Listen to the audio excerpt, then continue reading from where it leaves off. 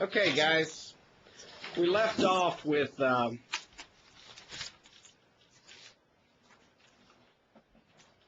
Jacob and his multiple wives. We left off with the fact that Jacob was having 12 sons, a daughter, and that those sons are going to be the ones that we follow for the rest of the time. I don't want you to lose sight of the fact that there are lots of other things going on in the world at this stage. For instance, the pyramids. At this point, up or down? What do you think? You mean before or after this? Yeah. I guess before.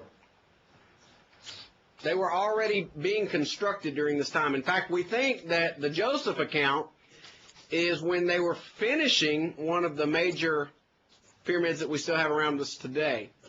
So I want you to kind of keep in the forefront of your mind that while we are focusing at this stage on a very, very small portion of the history of the world, and a very small portion geographically, that there's still stuff happening all over the place. Now, let's address a question that nobody asked about that I think maybe you got to kind of be thinking in this mode. How many people came off the ark? 8. And Abraham, by the time he comes on the scene, we got millions of people. Approximately how long, just in round numbers, was it between the ark and Abraham?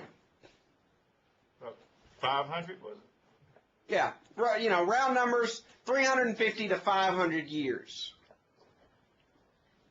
So how do you go from 8 people to having millions? You don't go outside much.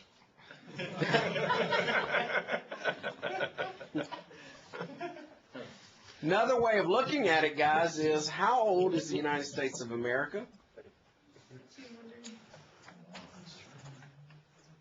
I mean, think about this. We declared our independence in 1776. Pretty much everything that you see around you in Denver has happened since that time. So you're only looking at a span of roughly 225 to 240 years in American history. And yet look at how many millions of people are in America, how much it's grown, how much it's flourished. And now translate that back to Noah, 8 people coming off the boat. You've got roughly 500 years. Do you think that everybody could repopulate by then? Yes. Add to that people were able to actually live longer for a while after the flood. You have people who were still living to older ages, having more generations of children, and you began to see, and I think that's why, one of the reasons why it's important that right before the Tower of Babel, we're given the family lineage of Ham, Shem, and Japheth. And you'll notice that they didn't just have 1 or 2 children. They had lots and lots of kids, letting us know that this was how we're starting to rebuild and replenify the earth. So I guess my point is, if we can go from 13 colonies to hundreds of millions of people in the United States within 250 years, surely you guys can accept we went from 8 people to millions of people during this particular account. Make sense? Yes. All right, let's keep rolling. We have got a situation where Esau comes to meet Jacob. And this is actually one of the very first times where we start seeing Joseph, and we actually see, it's going to be a little bit later on, where we see priority given to Joseph according to where he is in the lineage. If you have your Bibles, go ahead and look at Genesis chapter 32 and 33.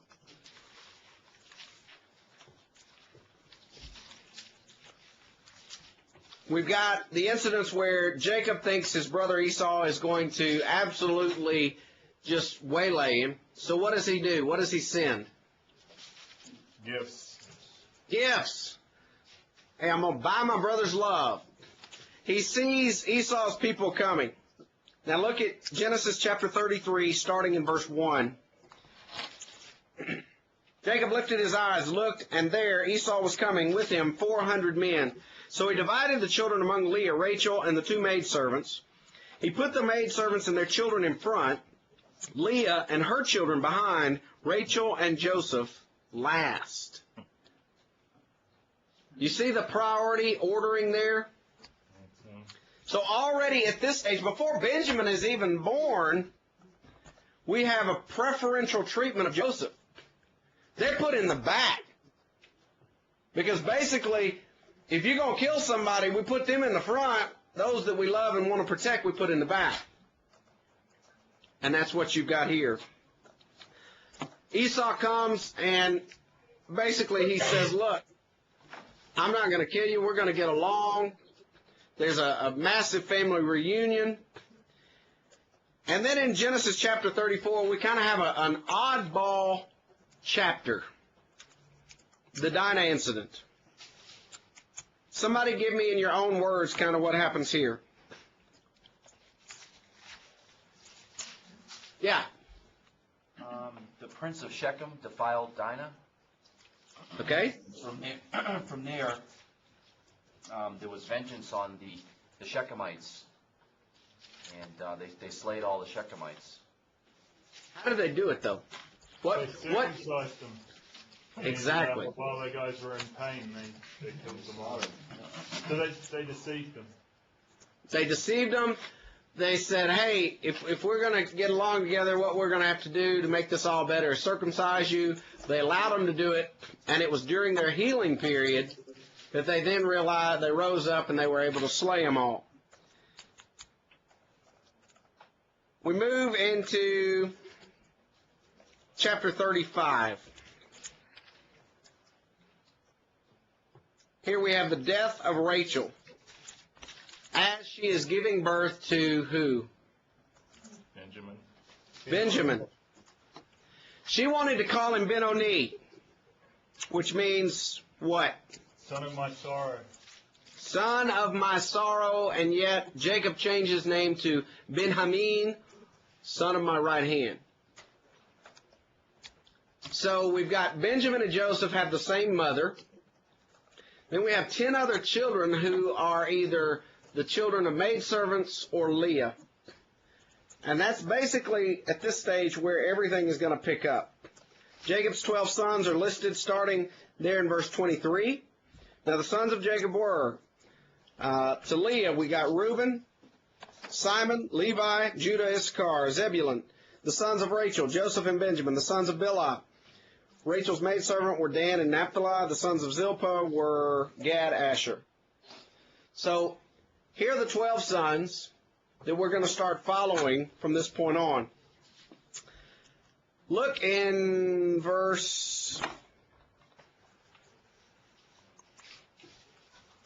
Look in chapter 37. Somebody tell me how old Joseph was when we were first introduced to him.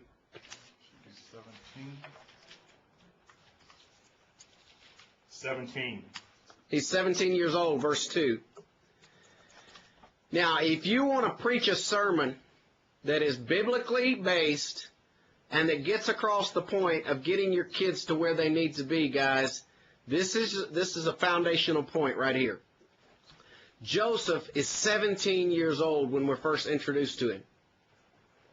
And yet, his parents had raised him to a point where he was faithful enough that when all of this negative stuff happened to him, he didn't just run off into the world.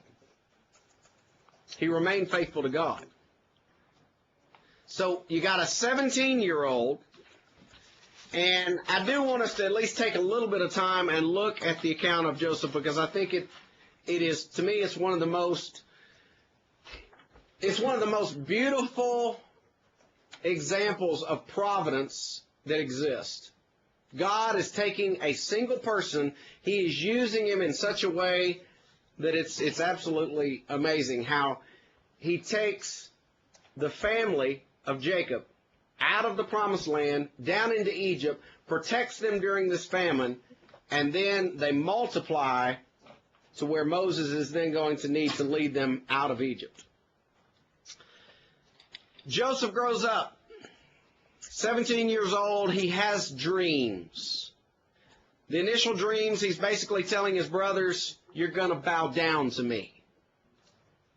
Obviously, they don't much care for that particular dream. I don't blame them. What is the other thing that we know as far as from a preferential treatment that we learn when we're little kids? What did Joseph's dad do? Play favorites. Gave him a coat, tunic of many colors, verse 3 of chapter 37. So you got this kid whose brothers would consider him very spoiled. He tells them, I had a dream.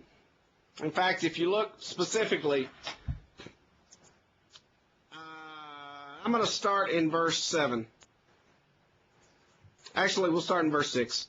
So he said to them, please hear this dream which I've dreamed. There we were, binding sheaves in the field. Behold, my sheaf arose, stood upright, and indeed your sheaves stood all around and bowed down to my sheaf. And his brother said to him, shall you indeed reign over us? Or shall you indeed have dominion over us? So they hated him even more for all his dreams and for his words. Then he dreamed still another dream. He said, look, I've dreamed another dream. This time the sun, the moon, and the 11 stars bowed down to me. He told it to his father and his brothers, and his father rebuked him and said, what is this dream that you have dreamed? Shall your mother and I and your brothers indeed come to bow down to earth before you? And his brothers envied him. Notice the end of verse 11. But his father kept the matter in mind. What do you think is meant at that particular portion of the verse?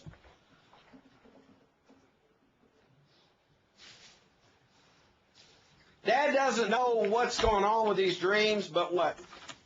He does know about the promise. He knows about the promise. He knows what Abraham was told. And so Dad is going to keep this dream in mind. Meaning, yes, son, you know, what I don't like what you're saying. It's not kind. It's not nice. You're putting your brothers down. But I know we serve a big God, and I don't know how he's going to use you. So we then have an incident that starts with his brothers going off to take care of the animals. Verse 12, his brothers went to feed his father's flocks in Shechem. Israel said to Joseph, are not your brothers feeding the flocks in Shechem? Come, I will send you to them. So he said to him, here I am. Then he said to him, please go and see if it is well with your brothers, and well with the flocks, and bring back word to me. So he sent him out of the valley of Hebron and went to Shechem. So he gets to Shechem, where Abraham, we know, had already been, and he doesn't find his brothers. Man there tells him, no, your brothers aren't here. They have gone on to Dothan. His brothers are there in the field. They see him coming, and what is their response? We call him the dreamer. Here comes the dreamer. And they plot. And we know from the text that they actually had a conversation. There were some things going on behind the scenes. And they decide to throw him in a cistern or a dry well. Later on, we discover that one of the brothers had planned on returning later on to get him out. Who was that brother? Reuben. So Joseph's in this dry well. He knows his brothers don't like him at all.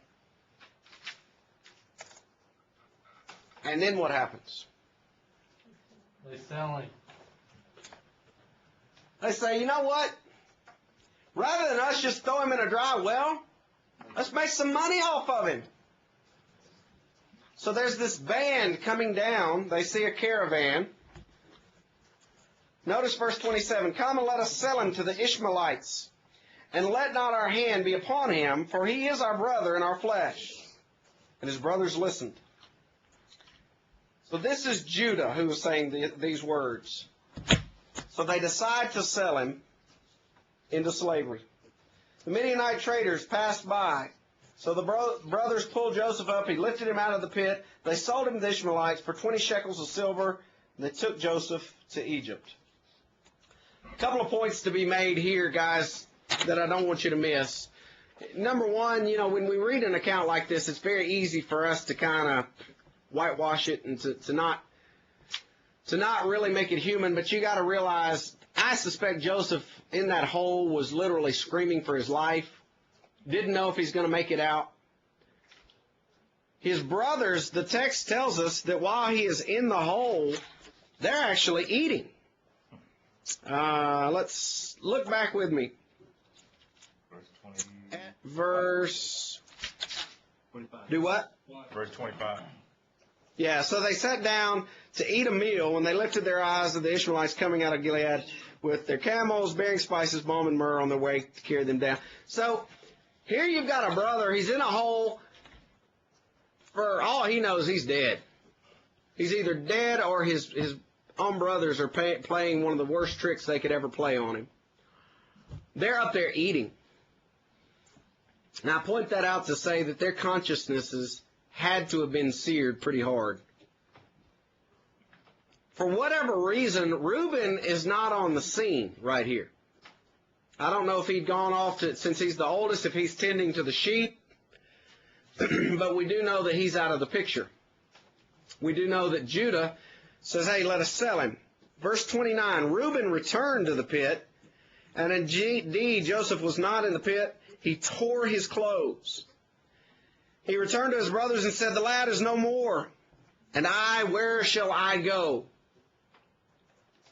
Guys, I think Reuben actually had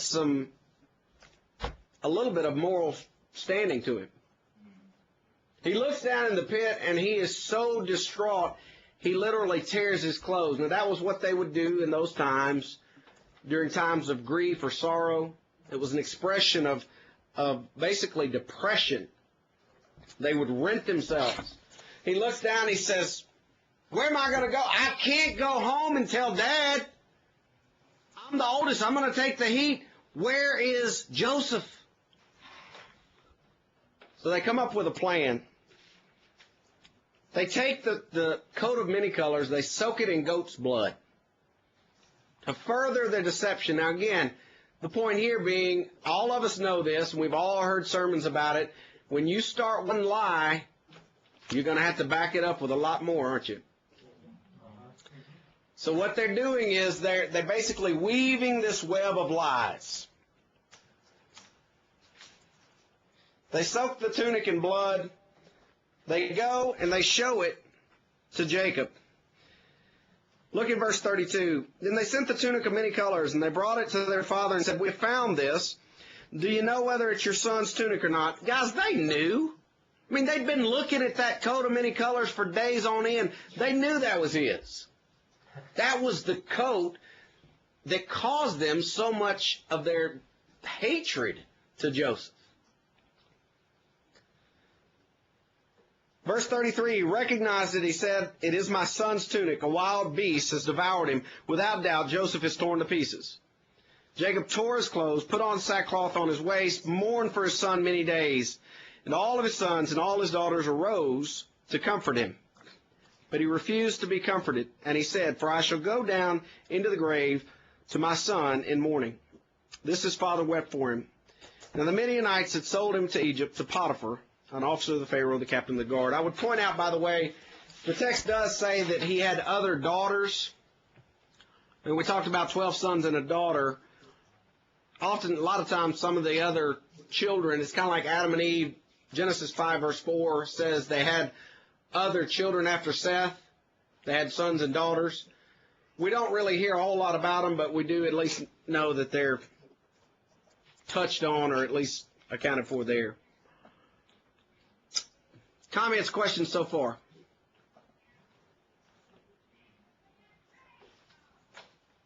Okay. don't lose sight of the fact, guys, Joseph is sent down to a land where he doesn't know the language. Yeah. The Midianites and the Ishmaelites, the same people from verse 36. Yes. Yeah, it would basically be like if I said something like a New Zealander or a Kiwi. Palmerston Norther or a Wellingtoner or Aucklander. Australia. Same region. It's just specific areas in those regions. They're basically you're honing down onto those regions. Family ties and geographical ties. Yeah, question. I just noticed that the way they presented the coat, instead of running and saying, "Oh no, Joseph's been eaten," they let him come to the conclusion, possibly because they felt that that would be easier than making up it, just to let him come to his own conclusion. Yeah. And how many times do people do that kind of deception? I mean, they basically allow somebody to come to a false conclusion, knowing all along what the truth is. But they're presenting something with the intent to deceive. So, Joseph is sold. He's into slavery, bondage. He goes down to Egypt. He doesn't know the language. And he's sold into Potiphar's house. Pick it up in verse 38, or chapter 38. It came to pass at the time that Judah departed from his brothers, visited certain Adullamite whose name was Harrub. Judah saw there a daughter, certain Canaanite whose name was Shea, and he married her, and he went into her. And so she conceived and bore a son. He called his name So we now have inserted into this account of Joseph, we have the account of Judah and Tamar. Now, why Moses inserted this right in this particular spot and didn't just keep going with chapter 39, I can't answer that for you right this second. I do know that this particular account is pretty powerful in its teaching. Because if you remember back to our very first day together, I showed you a little PowerPoint timeline that I made up. And we had on there 3 men side by side with Abraham, Isaac, Jacob. And then we had Joseph continuing down. Do you remember who was coming off of the chart? Judah. Coming off and down? Judah? Who? Judah. Who's coming through Judah? Jesus. Jesus. And yet we've got an account here, guys. This is not a pretty picture in the Bible, what's happening right here. I mean, this is one of those things where if you've got 8-year-old children that are reading the Bible, you're kind of hoping that they skim and go quickly. But let me point out what this does. To me, this adds credibility to God's Word. Because how many times would something point out negative aspects if it were a lie? In other words, like the Quran or the Book of Mormon, how many times do those non-inspired books have bad stuff to say about themselves? They don't. Everything is glowing. Everything is great. Everything is good. Guys, the Bible, it not only gives you the good, it gives you the bad too. And by that I mean it shines a light on episodes that we would not consider as being wholesome or good. And to me, that's very important in being able to stand up, defend God's Word, and say, look, this is the Word of God in completion, the good, the bad, and the ugly. And the whole fact that the whole Tamar account is in here, to me, testifies very loudly to the fact that this book is inspired. Yeah, question. I think it's kind of cool how Judah and Tamar both are considered really bad people at this moment. Because Judah is the one who's selling, and Tamar is a Canaanite. So even so, God still works out a great plan for his people. He is able to use some of the worst and still get the job done. And I think it's very important to realize the lineage of Jesus Christ did not come through the upper crust of society, the best of the best. I mean, yes, there were kings in there, but there were also some pretty bad people in that list too. And I think the reason we read that, I think one of the reasons why we see this lineage from Adam to Christ being kind of colorful, so to speak, is to give you and I, number one, a realization that this really did happen. That these people were real. They went through things that you and I go through, and some things much, much worse. But number two, for God to show us, look, if I can use, for instance, a prostitute, or if I can use a deceitful man to bring my son to this earth, think of what I can do with you. Somebody else had a question. I was gonna say, I wonder how bad someone would have to be for God to just say, okay, Zap, you're dead. We're gonna pick up with some of those folks as we go through wandering. For instance, the sons of Korah. He pretty much zapped a few people along the way. Somebody give me your scenario of what happened with Judah and Tamar here.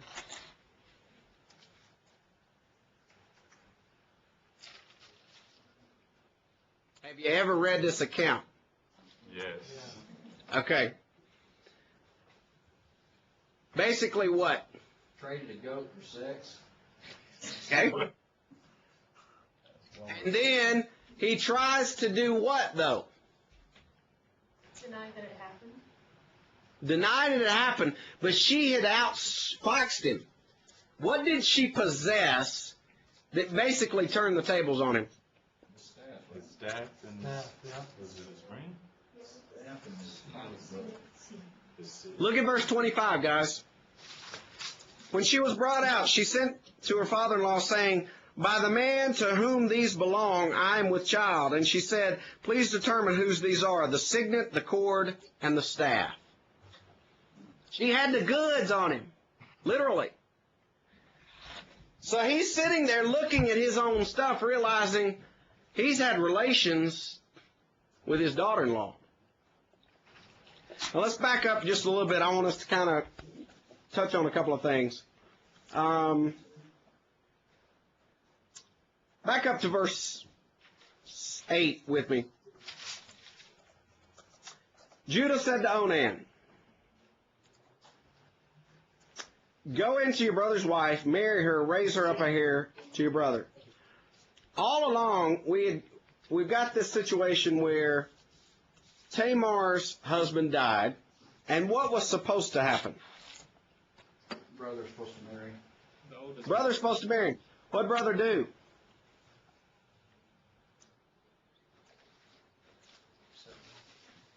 He wasted his seed. Right. Look at verse 9, guys. Onan knew that the hair would not be his. He came to pass when he went into his brother's wife that he emitted on the ground lest he should give an heir to his brother. The thing which he did displeased the Lord, therefore he killed him also. So all along, you've got this concession of people starting in Genesis chapter 38 with this account who he married, Tamar married, they had a child, husband dies, and what's supposed to happen is the brother is supposed to take care of her. He doesn't. And lo and behold, time and time again, nobody ever takes care of her. So Judah says what? Stay in my house. Yeah, come to my house. I'm going to man up and do what I'm supposed to. Judah saw her. Okay, let's go down to verse 14. So she took off her widow's garments, covered herself with a veil, wrapped herself, sat in an open place which was on the way to Timnah. For she saw that Shelah was grown, and she was not given to him as a wife. When Judah saw her, he thought she was a harlot, because she had covered her face. So Judah's got this series of boys who are supposed to be taking care of Tamar. Onan doesn't do what he's supposed to. He emits his seed on the ground, he gets killed. Judah says, okay, Tamar, you know what? You wait until Sheila is grown up, and then you can have this brother. She waits, she sees Sheila grow up, she realizes I'm basically going to be a widow the rest of my life. She takes off her widow's garment. She goes, she apparently dresses herself in a way that which people would recognize her as a prostitute. Verse 15, Judah saw her, he thought she was a harlot because she had covered her face. So, long story short, Judah realizes his mistake. Verse 26, so Judah acknowledged them and said, she has been more righteous than I, because I did not give her to Sheila my son, and he never knew her again. Now it came to pass at the time for giving birth, that behold, twins were born. And so it was, when she was giving birth, that the one put out his hand, the midwife took a scarlet thread, bound it on the hand, saying, this one came out first. Then it happened, as he drew back his hand, that his brother came out unexpectedly, and she said, how did you break through? This breach be upon you. Therefore his name was called Perez.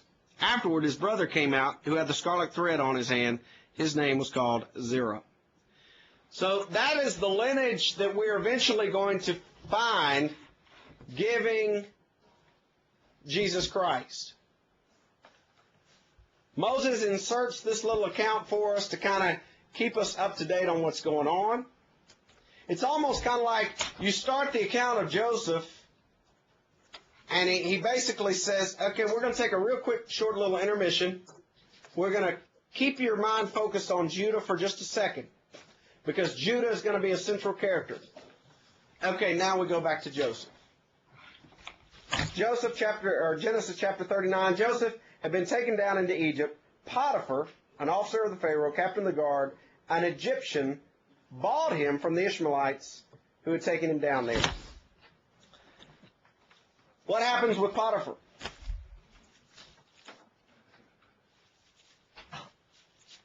Come on, guys. There's a very good favor with him. Potiphar's wife sees that he's a good-looking guy and wants to take him. He runs. Okay. I want you to underline in Genesis chapter 39, verses 2 and verse 21. Yeah. Verse 2, the Lord was with Joseph. Verse 21, but the Lord was with Joseph, showed him mercy, gave him favor in the sight of his keeper. God never, ever departed Joseph during this time. So you've got a man here who was 17 when we're first introduced to him. His brothers hate him. They throw him in a pit. They sell him down into Egypt. He's in the Potiphar's house. And now we start finding out he's a pretty good worker. He's got a good work ethic, but he's got a little problem.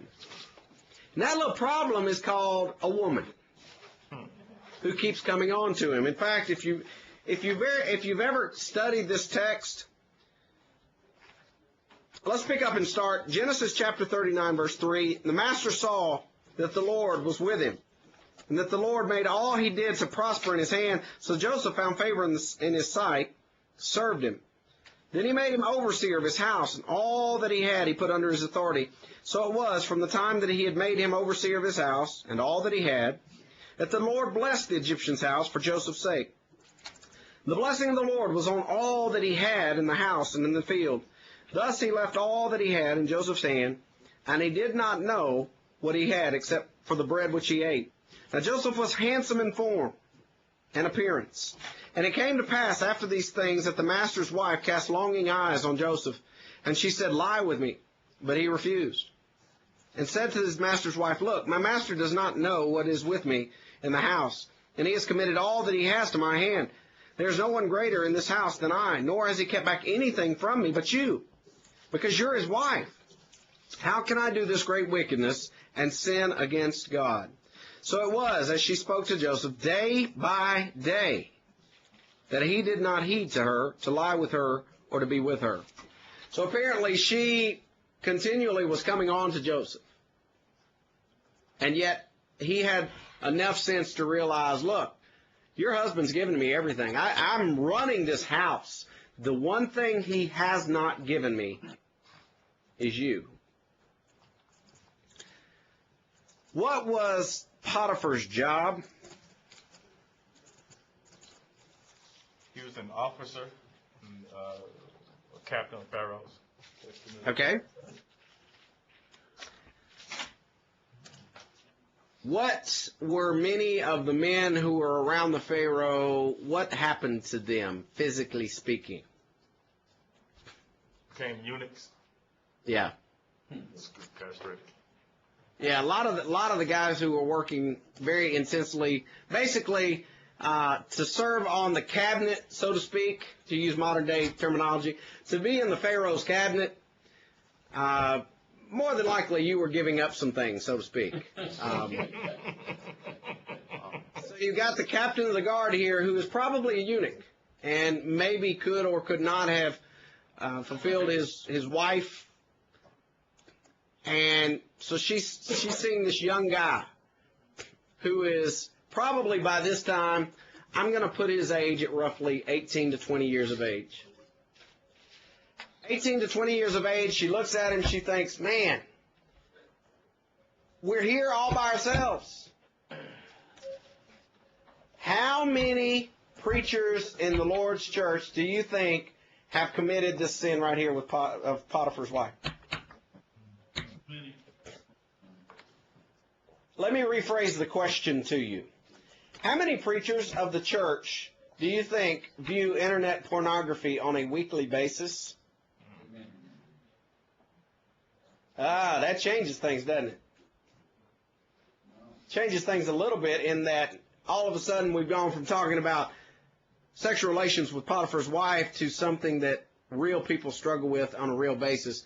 Guys, it's real. It is very, very much a temptation, especially for preachers, because you're going to find yourselves in offices where you may not have a secretary she's far away from you. She's in an office next door, and your computer screen is tilted to where when she walks in, she can't see what you're looking at. I've seen estimates that the profession that is suffering the most from internet pornography is preachers.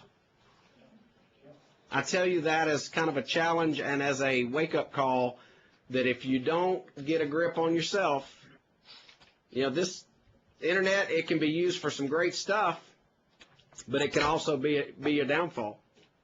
Best advice yet. If you guys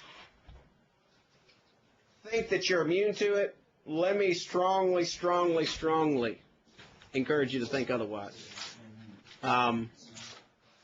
There are estimates as high as anywhere from 35 to 55% of our congregations have trouble with internet pornography. So it's real. It's something that folks need to be aware of. It is something that we need to preach about. And it is, in my estimation, there's an accountability factor that we need to forge. If this is something that you guys are struggling with, if you want to keep it confidential and you want me to be your accountability partner, that's fine. Call me every day at 12, and I'm going to ask you 2 or 3 questions. But it's something that I think we need to realize this is real. And we got to have the faithfulness, the courage, the strength of Joseph to say, how can I do this great wickedness and sin against God? That's right. Thoughts, comments, or questions? Man, that's the best advice I've heard yet. Because it is a serious problem. I've been leading in Celebrate Recovery for the past 3 years, and we see that as one of the biggest problems that we're facing right now. A lot of homes are being broke down because of internet pornography. And of course, It's going to spill over into the church. Absolutely. That's by design of the enemy. Yep. Great advice is all I have to say. Well, I mean,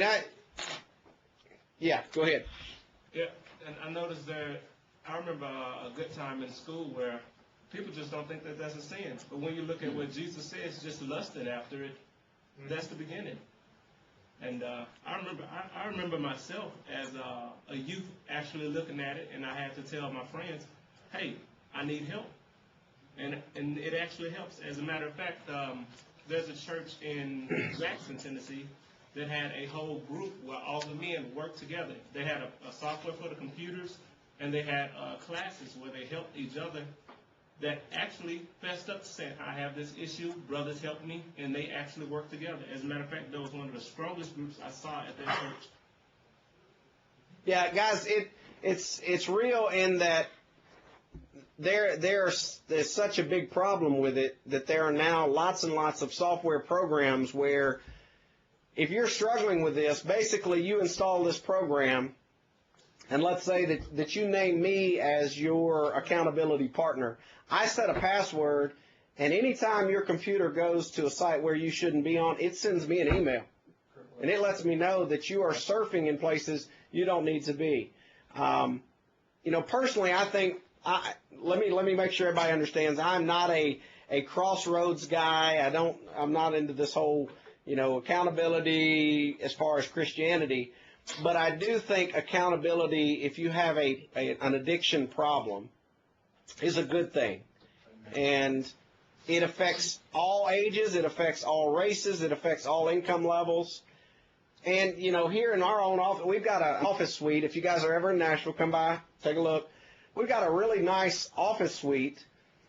And it would be very easy for me as a teacher, a writer, as a researcher, to go to places where I don't need to be. But I have purposefully set my desk in a way in which when somebody comes into my office, my screens are basically staring them in the face so that I don't have anything to hide, literally. I mean, I don't want there to ever be, first off, I don't want to think that Satan can't get to me, because if I ever take that attitude, he's already won. That's right. If I think that, oh man, I'm above, I'm too good for this, then basically he's already won. That's right. Other comments, thoughts, question? Chris, you had a comment? James 5:16, therefore confess your sins to one another and pray for one another so that you may be healed. The effective prayer of a righteous man can accomplish much. That's something that I've tried to teach the kids where I was a youth minister at is, even when you're praying to God, confess to Him. He may already know what it is that you're involved with, but go ahead and confess to Him, because it makes it more accountable in your mind and in your own heart.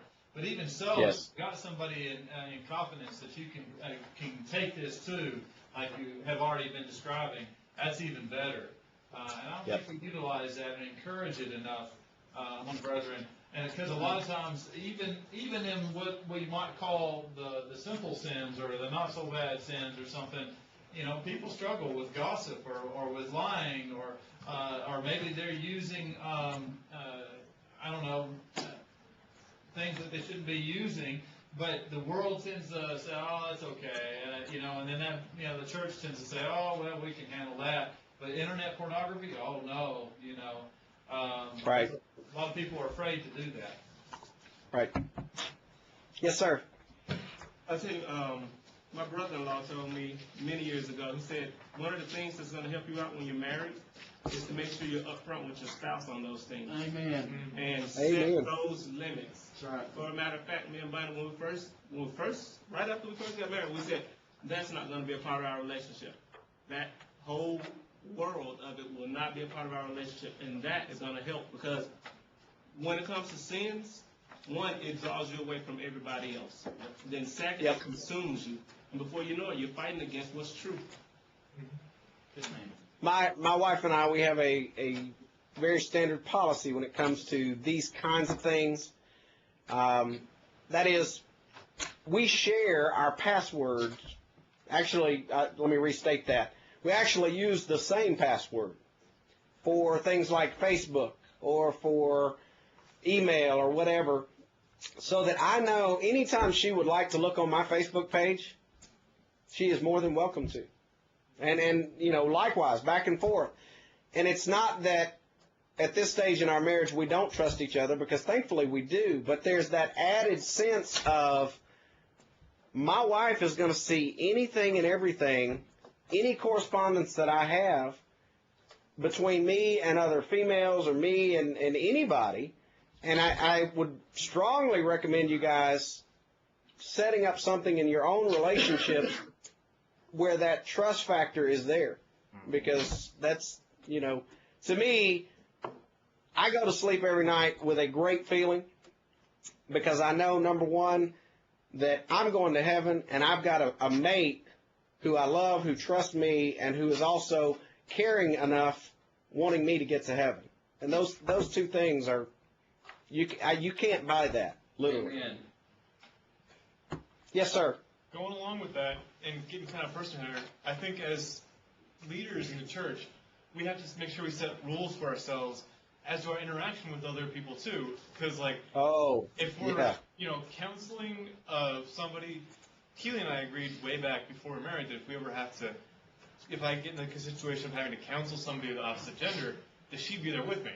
Because absolutely, we cannot let ourselves fall in the trap of getting close to somebody of the opposite sex who's not our wife.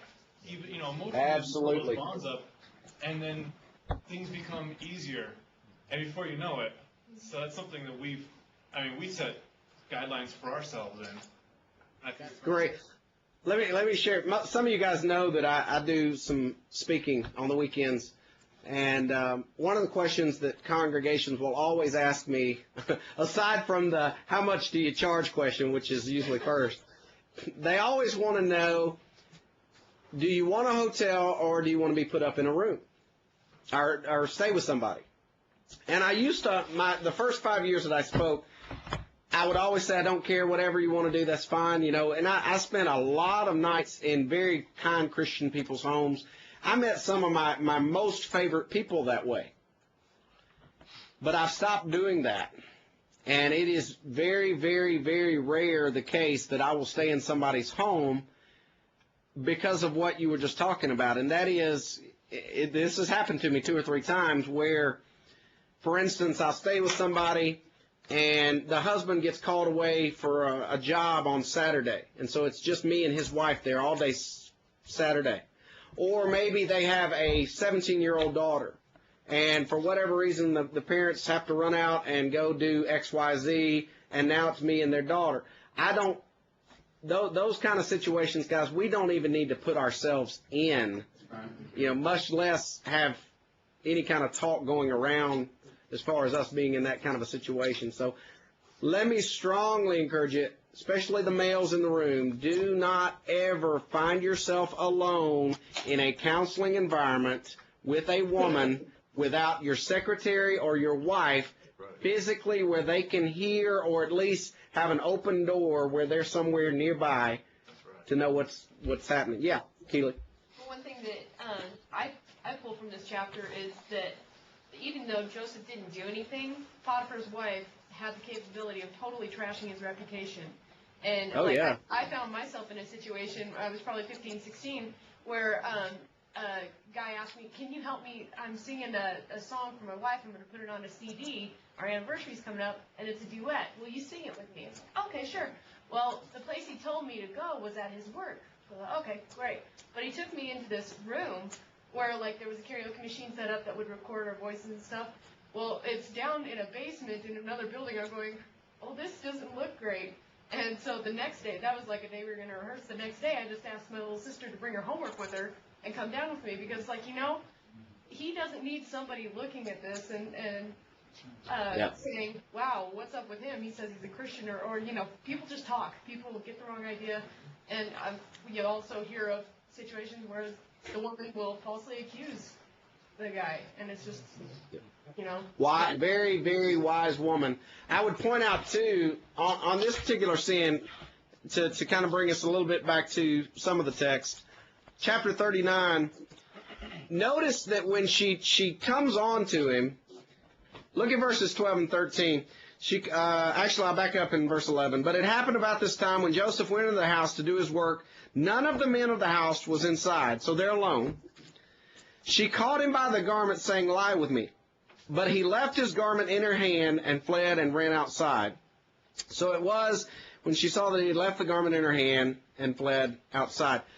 The point here being, there are times in Scripture where we talk about defending ourselves, and we talk about standing up to sin or doing something that is almost a proactive action. But guys, there are also times where what we need to do is literally just flee.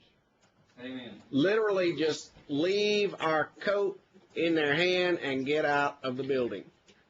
And I think, especially for some of the temptations like sexual immorality, that's one of those times where you probably don't need to stand there with the Potiphar's wife while she's trying to seduce you going, I think maybe we should have tea.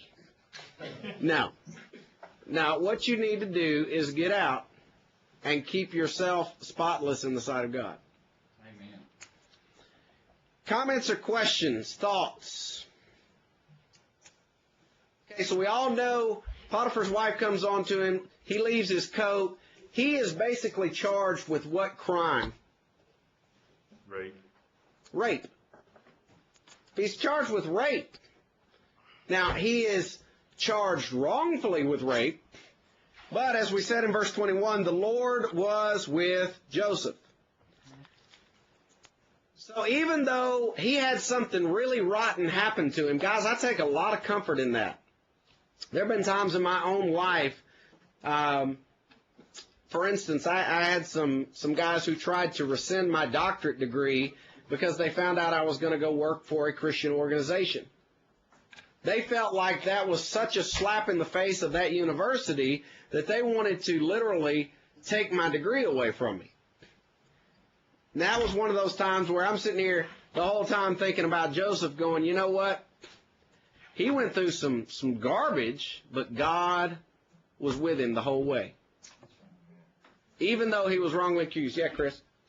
In chapter 40, it says that the captain, verse 4, the captain of the bodyguard put Joseph in charge of them. Is that referring to Potiphar? And if so, would that mean that Potiphar may have realized what his wife was doing all along? He could not make a spectacle of his wife, and maybe that is, he understood that Joseph really would not have done something like that? Possibly. I've heard that. I don't know for sure if that is. Obviously, it's the same title, Captain of the Guard. If you look back in chapter 39, verse 1, Potiphar, an officer of the Pharaoh, Captain of the Guard. And then you look back to 40, verse 3, so he put him in custody in the house of the Captain of the Guard in the prison. I kind of lean towards that being a different person. I don't know how many Captain of the Guards they had. But it's because it says, so he put them in custody in the house of the captain of the guard in the prison. To me, I think the in the house phrase, to me, he just came out of Potiphar's house. Does that make sense? Yes. So I don't think this would be put him in custody in Potiphar's house, the captain of the guard. I think that would be a different place and a different person. But that's an opinion. So we've got chapter 40, the two dreams. We've got a butler and a baker. We've got a butler who envisions a vine with 3 branches. We've got a baker who envisions 3 white baskets. Long story short, Joseph says, look, oh yeah, go ahead. Also, Brad, he had us underline in verse 2, the Lord was with him, as well as verse 21. Also in verse 23, it mentions that the Lord was with him, and whatever he did, he prospered. Yes. Good point. Very good point. So we got Joseph saying, hey, I can interpret your dreams. And in fact, I want you to look at verse 8. So they said to him, we each had a dream, and there's no interpreter of it. So Joseph said to them, do not interpretations belong to God? Tell them to me, please. I like the way that Moses wrote that, because he's basically saying, he's not giving himself the glory, he's putting it back to God. He's saying, hey, look, your dreams belong to God. Tell them to me, and let me see if I can interpret them for you. Obviously, we know the end result. Butler says, hey, I got this vine with 3 branches. Baker says, I got these baskets. What does all this mean? Joseph said to him, this is interpretation of it. The 3 branches are 3 days. And within 3 days, Pharaoh will lift up your head, restore you to your place. You will put Pharaoh's cup in his hand according to the former manner when you were his butler. Notice verse 14. But remember me when it is well with you. So Joseph is telling the butler, you're going to be restored in 3 days. Please remember me because I'm here on wrongful charges. And then you skip to the end of that chapter, verse 23, yet the chief butler did not remember Joseph, but forgot him.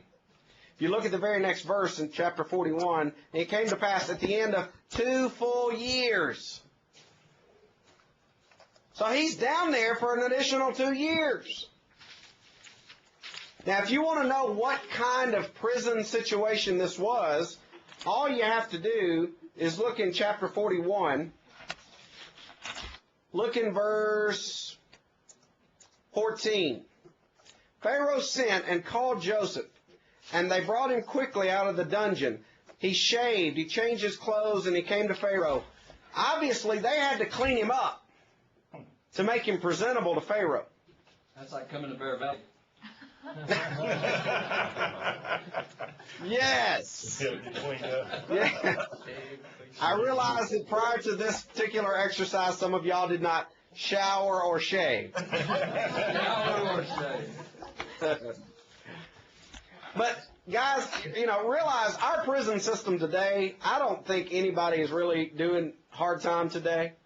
They watch cable, they've got exercise yards. Sure, they are in prison, they're confined, but the reality of it is, this was a dungeon. This was a nasty place. They physically had to clean him up just to make him presentable to the Pharaoh. So he spent 2 years in this situation. 2 years wrongfully in this situation. So now, for those of you who are kind of keeping track mentally, Joseph started out when he's 17. We're now approaching 30 years of age.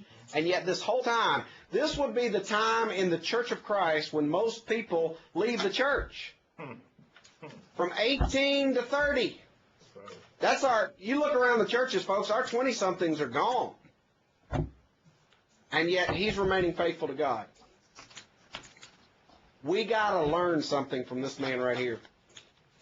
Pharaoh says, I have a dream.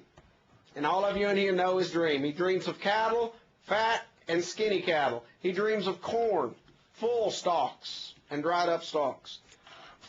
And the butler says, man, I've been remiss. There was this guy when I was in prison who interpreted our dreams. I had a dream. The baker had a dream. He got them both right. Pharaoh says, go get him. And again, pick back up, after we've cleaned him up, pick up in verse 15. Pharaoh said to Joseph, I have had a dream, and there's no one who can interpret it. But I've heard it said that you can understand a dream to interpret it. So Joseph answered Pharaoh, saying, it's not in me. God will give Pharaoh an answer of peace. So again, who's he giving credit to, guys? God. Let that be a lesson to all of us. He is saying, yeah, I may be able to tell you what it means, but ultimately, God's ruling the show here. Let's give God the glory. So he interprets his dream. He says, you're going to have 7 years of feast, 7 years of famine. What you better do is you better hire somebody to help you through those bad years. And everybody in here knows that Pharaoh did that. He basically put Joseph in charge. He basically, in all reality, he makes him almost his second in command. He takes this guy out of prison and he puts on him one of his rings. He basically elevates him to a status in his inner court. And he says, whatever you say, we're going to do. Get us through this feast or the famine. Next scene we have is Genesis chapter 42.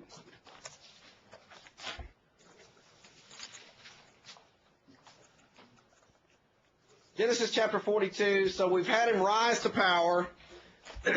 We know at this point that the famine, look at verse 56, the famine was over all the face of the earth. Joseph opened all the storehouses, sold to the Egyptians, and the famine became severe in the land of Egypt. So all the countries came to Joseph in Egypt to buy grain because the famine was severe in all the lands. Again, the providence of God. He put one man in the right spot at the right time to do the right thing that literally is going to help transition us into this next phase.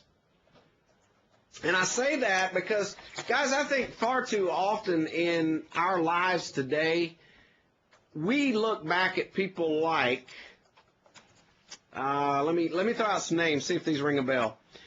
Any of you in there ever heard of somebody like a Guy in Woods? Gus Nichols? Yeah. Those were great men, and I definitely do not want to take anything away from those men. But my question to you would be, where's the Gus Nichols of our day? Where's the Guy in Woods of our day? What is God going to do with the 12, 14 folks that I'm looking at right now? You see, I set bigger plans for you probably than you set for yourself, because I can see what God can do with one person named Joseph. He could take that one person and pull him out of a dungeon. He can elevate him to the second position in Egypt, save the people through a famine, and eventually start the Israelite nation down in Egypt. He did that with one guy. What can he do with us? His brothers, obviously affected by the famine, they got to come down and they got to get some grain. Most of you probably know what happens in this part of the account. What's he want them to do? Obviously, they didn't recognize him. He's probably, at this stage, he is probably speaking the Egyptian language, the native language, very, very fluently. So he sees them. Joseph saw his brothers, verse 7, recognized them, but he acted as a stranger to them, spoke roughly to them. Where do you come from? He wants to know about his father, obviously, and his little brother, Benjamin. He accused them in verse 9 of being spies. He says, you're spies, you've come to see the nakedness of the land. They said, no, we've come to buy food. Notice verse 11, we are all one man's sons. We are honest men, your servants, but not spies. They go on to say, verse 13, your servants are 12 brothers, the sons of one man in the land of Canaan. And in fact, the youngest is with our father today, and one is no more. So at this stage, Joseph starts to realize maybe they regret what they did. They're talking specifically about him. And he starts to look into the heart to try to figure out, have these guys changed? Are these still the same people that threw me in a pit? Are these still the same guys that sold me for a few shekels of silver? So he says, send one of you and let him bring your brother. He's wanting to see Benjamin. He says, in this manner, verse 15, you shall be tested. By the life of Pharaoh, you shall not leave this place unless your youngest brother comes here. Send one of you. Let him bring your brother, and you shall be kept in prison, that your words may be tested, or else whether there is any truth in you. Or else, by the life of Pharaoh, surely you're spies. So he put them all together in prison 3 days. Joseph said to them on the third day, do this and live, for I fear God. If you're honest men, let one of your brothers be confined to the prison house, but you go and you carry grain for your famine for your houses, and bring your youngest brothers. So he's trying to see what shape Benjamin is in, his only blood brother. He sets this plot up. He says, we're going to keep one of you in prison. I don't care who, but we're going to keep somebody here. Y'all go back, you take the grain back, but I want to see Benjamin. What's Jacob's response? No. No, Jacob's Oh. response, he was heartbroken. He was terrified.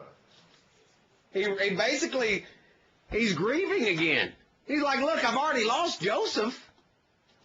I'm not going to lose Benjamin. Finally, who convinces him that we got to do this? I think it was Judith. Reuben. Look at, starting in chapter 40, or in verse 37. Reuben spoke to his father, saying, kill my 2 sons if I don't bring him back to you. Put him in my hands, and I will bring him back to you. He said, my son shall not go down with you, for his brother is dead, and he is left alone. If any calamity should befall him along the way in which you go, then it would bring down my gray hair with sorrow to the grave. So we got Reuben talking to his dad, saying, look, I'll be responsible for him. And his dad basically says, that's fine if you take him, but understand it's going to kill me, literally. It's going to put me in the grave if you don't come back with Benjamin. So they take off. They go back, and they return with Benjamin. This time, Joseph's got a plan. His plan is he's going to give them their grain, but he also returns what to them? The money as well. He gives them their money. But he stashes some stuff in the grain, in their bags. And he specifically puts it in Benjamin's bag. What did he put in there? Some of the utensils from his own house. Okay. Specifically, look in verse 2. Also put my cup, the silver cup, in the mouth of the sack of the youngest, and his grain money. So he plants the silver cup in Benjamin's bag. He sends them on the way, and then he sends his troops after him, saying, all right, now go get them. Now go get them and check their bags. Now the brothers, they think they're in the clear at this stage. They're like, look, man, we didn't do nothing. That is until they get to Benjamin's bag. Now imagine for just a moment, imagine where you would be mentally. You get away, your money has been returned to you. You've got everybody together. Nobody's in prison. You're all on your way back to see your father Jacob. Everything's cool. You're humming along. You're Reuben. All of a sudden, this band of army comes up and says, hey, we want to check your bags. You're like, okay, cool, whatever, no problem. They check the bags, and it's Benjamin that they're now going to keep. And you've heard the words of your dad say, if Benjamin doesn't come back, I'm going down into the grave. It's at this point that Judah intercedes. Starting in verse 18, Judah came near to him and said, O my Lord, please let your servant speak a word into my Lord's hearing. Do not let your anger burn against your servant, for you are even like Pharaoh. My Lord asked his servant, saying, have you a father or a brother? And we said to my Lord, we have a father, an old man, a child of his old age, who is young. His brother is dead, and he is alone, and he alone is left of his mother's children, and his father loves him. Then you said to the servants, bring him down to me, that I may set eyes on him. And we said to my Lord, the lad cannot leave his father, for if he should leave his father would die. But you said to your servants, unless your youngest brother comes down with you, you shall see my face no more. So it was that we went up to your servant, my father, that we told him the words of my Lord. And our father said, go back and buy us a little food. And we said, we can't go down unless the youngest brother is with us. Then your servant, my father, said to us, you know that my wife bore me 2 sons, and one of them went out from me. And I said, surely he is torn to pieces, and have not seen him since. But if you take this one from me also, and calamity befalls him, you shall bring down my gray hair with sorrow to the grave. Now, therefore, when I come to your servant my father, and the lad is not with us, since his life is bound up in the lad's life, it will happen that when he sees that the lad is not with us, he will die. So he goes on to say, now, therefore, in verse 33, please let your servant remain instead of the lad as a slave to my Lord, and let the lad go up to be with his brothers. For how shall I go up to my father if the lad is not with me, lest perhaps I see the evil that would come upon my father. So, guys, do not miss the importance of this particular section. The end of chapter 44 is important because it's showing they have had a change of heart. It's showing Joseph, not that his brothers are ready to just, admit openly, hey, we sold our brother into slavery, but it does let them know they've had a change of heart. They realize this is going to kill their dad if they don't get back with Benjamin. So Judah has changed so much that he basically says, look, I'll serve you for the rest of my life. I'll be your servant. Just let them return home with Benjamin. Chapter 45 just reveals himself to his brothers. And this was one of those things where if I could travel back in time, I would love to see this moment in history.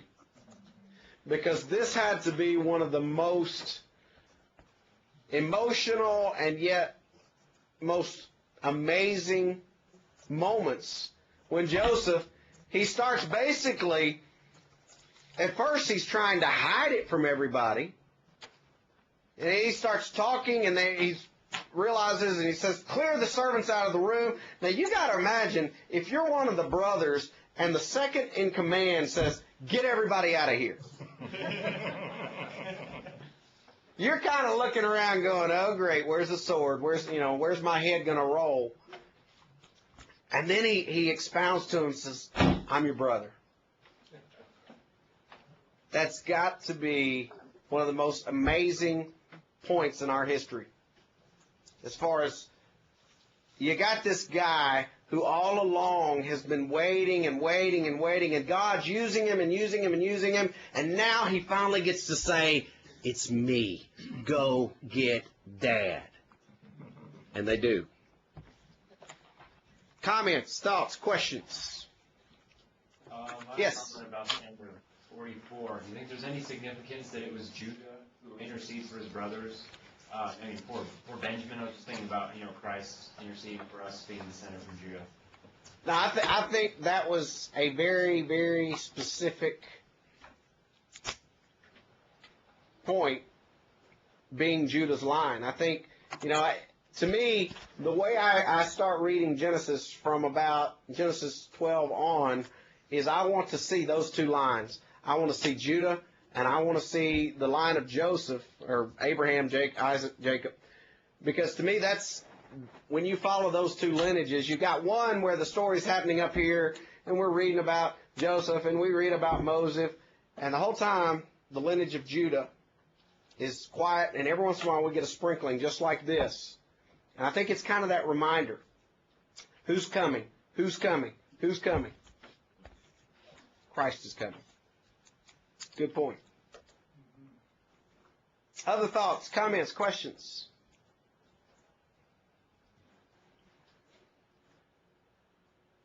All right. Joseph tells his brothers to do what? Go get You guys y'all didn't think I was going to get through all this, did you? You got 1 minute. 1 minute left. You did good, bro. And that's the end of Genesis. No, I'm just kidding.